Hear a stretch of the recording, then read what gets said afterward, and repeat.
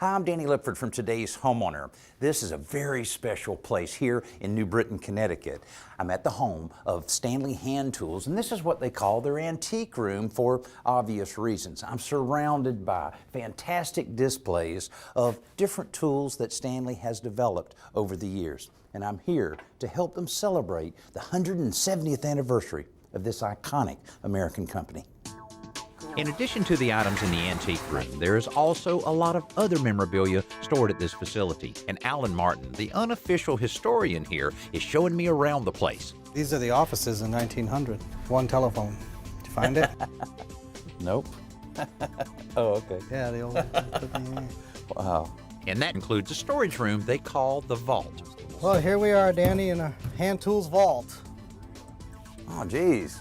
This space was once used to house all the items, maybe one of each, for engineering department. They'd come up here and take something, go back to drawing board, try to make it better or modify it in some way. Wow. Today, all of that product is stored electronically on computers and CAD.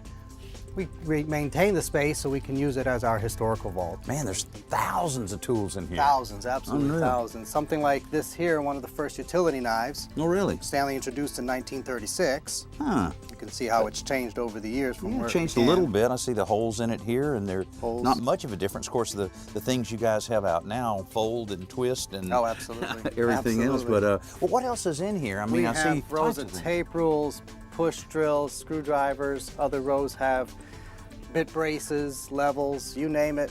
Tool that we made or had, we have it here. Come on up back here, Dan, and just watch your head. Wow, that looks like that's pretty close there.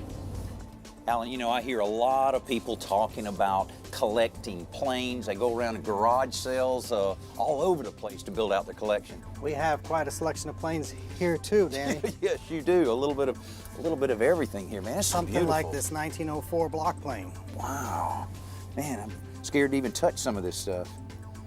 Man, that's unbelievable. And then a lot of the ones that I see here with the different type of wooden knobs, I think that's kind of cool when you have, I don't know if it's rosewood or whatever, but Absolutely. it's got... Some are rosewood. Is We've that got right? bench planes, we've got scrub planes, block planes, wood bottom planes.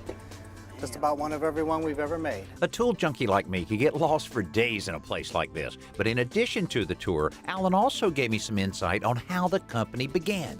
The Stanley Works was started in 1843 by Frederick Stanley as a bolt manufacturing company, mostly hardware items.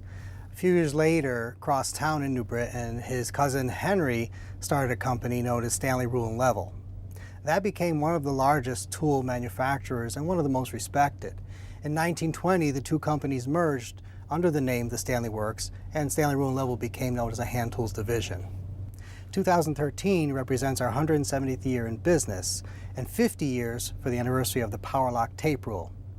The Power Lock was made in 1963. It is also the anniversary of this facility. When this facility was built, it was known as the largest toolbox in the world. Every tool that Stanley made was made in this building.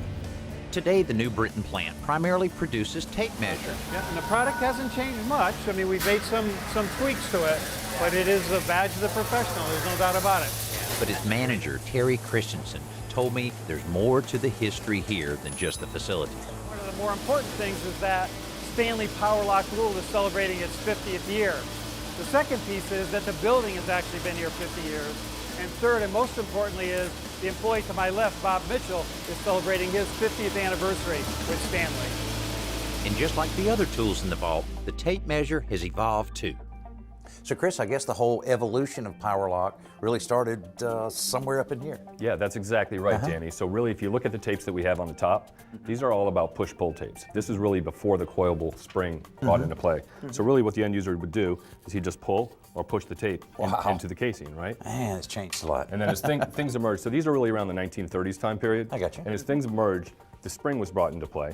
And you can see on this tape, you had the release button, and that is an automatic spring. So Wow. you saw how the spring works against the blade? Yeah. That's exactly what was going on here. Unreal. The evolution continues as you go down. You start to see the formation of the Power Lock as you know it today. And really, it hasn't changed much since around 1963 when we patented the Power Lock locking device, slide lock here. And that was patented by a Stanley employee, Bob West, who was an inventor of this IP. which really has transformed the tape measure business Sure. globally. Everybody has now a slide lock on their tape. And nowadays, though, all kind of varieties, sizes, shapes, a little bit of everything, I guess. Yeah, that's right. So Stanley runs tapes from 6 feet all the way up to 40 feet, really, if you look at our market today. The Power Lock itself extends up to the 35-foot platform, but the 25 is certainly the most prominent. We sell over 3.5 million of the 25-foot Power Locks just in the U.S. alone every year. Wow. So 2013 is the 50th anniversary of the Stanley Power Lock. Been in the market on sale continuously for 50 years. And as part of that celebration, we are actually going to deed one of the very first Power Locks off our line to the Smithsonian this year. So we're really excited about that. But I also love the fact that this company is connected to its history and still manufacturing this iconic tool right here in the U.S. with global materials in the same plant where it all started. You know, when I think about a company like Stanley, who helped build the White House, the Empire State Building, and even landed on the moon with Neil Armstrong, makes me very proud to be able to announce that Stanley will be a part of a special exhibit at the Smithsonian Institute in 2015 called American Enterprise. Congratulations, Stanley.